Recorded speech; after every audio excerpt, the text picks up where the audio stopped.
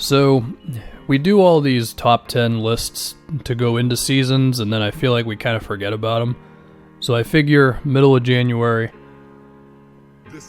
could make sense to be the time to do a top 10 of each position for this season. I think point guard's pretty interesting because Conley's been disappointing, Steph and Kyrie have been out, and it opens up the floor a little bit.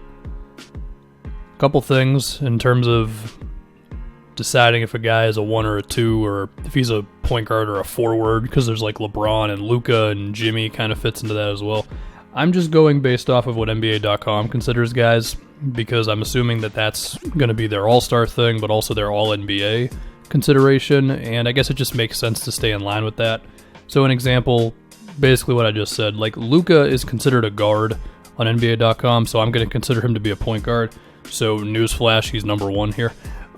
Whereas LeBron is considered a forward, so as a result, he'll be in like the small forward thing. So anyway, let's start with number 10. Number 10 and number 3 are the ones that I enjoyed picking the most, I guess. So number 10 had quite a few dudes. I mean, between Goran Dragic, you could consider Lou Williams to be a point guard. There's Derrick Rose has had a season. Eric Bledsoe continues to be solid. Malcolm Brogdon as well, if I didn't already mention him. Devontae Graham, he has cooled off a bit. I'm considering Drew to be more of a 2 guard. You look at Drew's minutes, and he's still spent a lot of time playing with Lonzo. D'Angelo Russell definitely has a case here, but between games played and whatever else, I don't know if he beats out the number 10 guy for me. I think I could say basically the same things for De'Aaron Fox. I'm actually going to go with Ja Morant for number 10. The Grizzlies are currently the 8th seed. They've won 4 in a row. They've won like 5 of 6. And Ja just continues to get better. I mean, up to 18-7.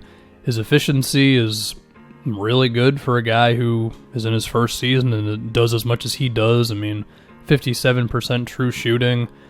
And Memphis is kind of rolling right now, man. They're kind of one of the most fun teams to watch in the league, and their future is really, really bright, with Ja being the main guy there. And his offense, it's just really well-rounded. I mean, the fear with him was that he was just going to be more of a pass-first guy who was afraid to shoot, but hasn't really been the case. And, I mean, in his last 5 games, he's had 4 20-point games, and, you know, he still has his random rookie moments where he has a bad game, but I think he's number 10.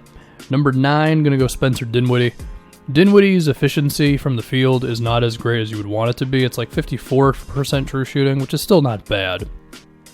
But his passing has been very efficient, and the degree of difficulty for him is high enough to where I just kind of want to put him here. Basketball Reference considers him to actually be a 2 guard this season. I don't agree at all. Just watching him, he looks like the point guard to me. I mean, the Nets will have times where he's the only guy who can dribble. I mean, especially before Karras came back. Like, if I look at their game against the Mavericks from like 10 days ago, their starting 5 was Dinwiddie, Taurean Prince, Joe Harris, DeAndre Jordan, and Roddy Karooks. I mean, Dinwiddie's the only guy who could do anything off the bounce there. So, and it kind of follows suit when you go to the second unit. So I'm going to have Dinwiddie there. Now, the Nets have lost a lot in a row, and I think it's, well, they actually won one finally. I think but it caught up to them eventually, the injuries and stuff. But Dinwiddie did a hell of a job of carrying it, and he still is, because who knows when Kyrie's coming back and when he's going to be able to be that guy. So I'm going to name 3 dudes all in a row here, no specific order. The reason I'm naming them now is because I think they're all interesting cases of, they all have a glaring criticism, but they all still have like reason to be here. It's Westbrook, Ben Simmons, and Trae Young. The case against them is Trae Young is the worst defender in the league.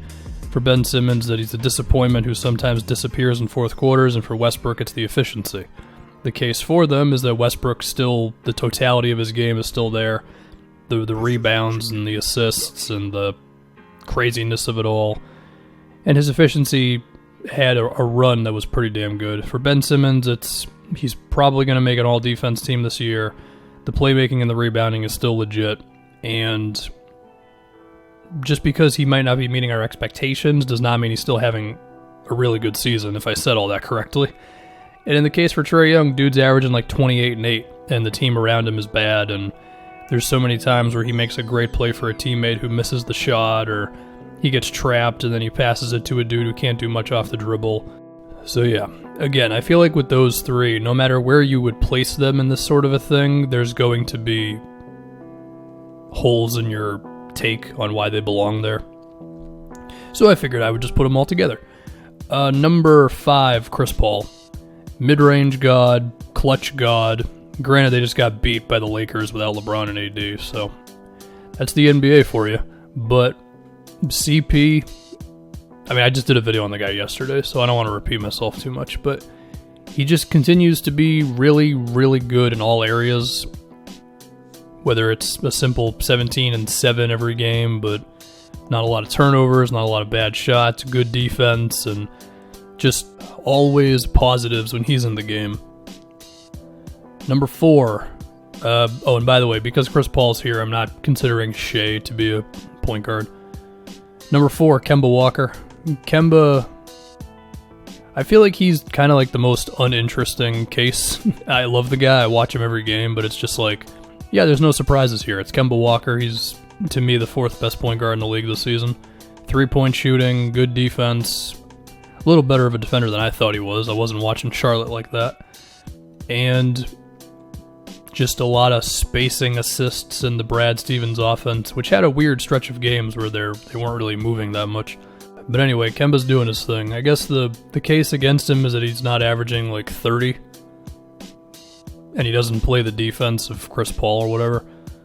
But I think his offensive value goes a bit beyond the points per game. And also, I don't know. I mean, you look at since December, he's had, a few 30-point games. He had a 44.1, and I think Kemba's fine. I think he's been really good.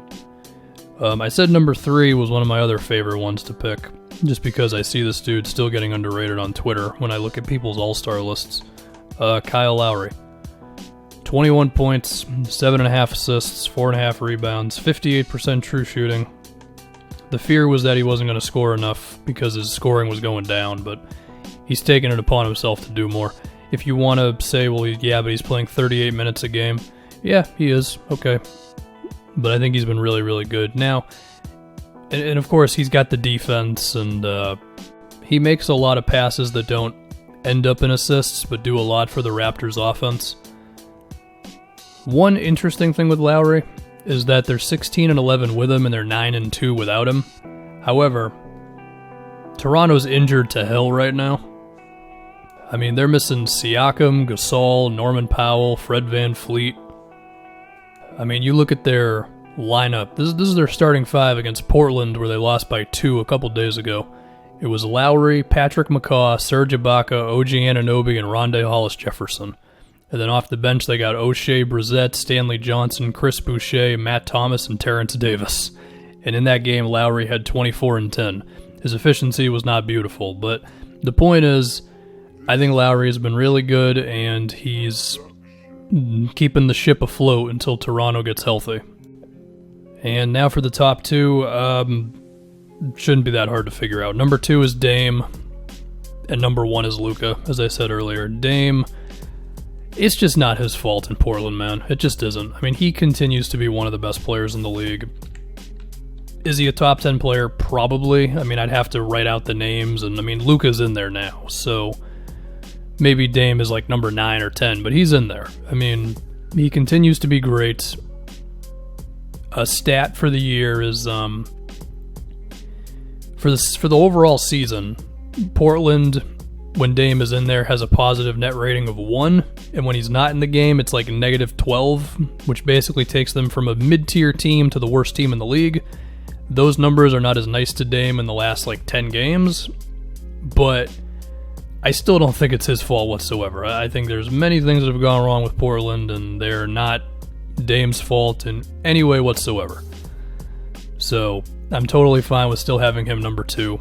And then Luka number 1, because Luka, second season, man. Second damn season. You know, I'm happy that we're in a day today where teams realize when they have a really good young player and they just give that guy the team. Because I feel like if Luka was drafted 7 years ago, we would still see the Mavericks veterans and Luka just kind of floating around. But luckily, Rick Carlisle realized what he had in Luka, and he said, I'm giving you the damn ball, I'm spacing the floor for you, and I'm going to let you do your thing. And he's averaging 29, 10, and 9 on 60% true shooting. It's crazy stuff, man.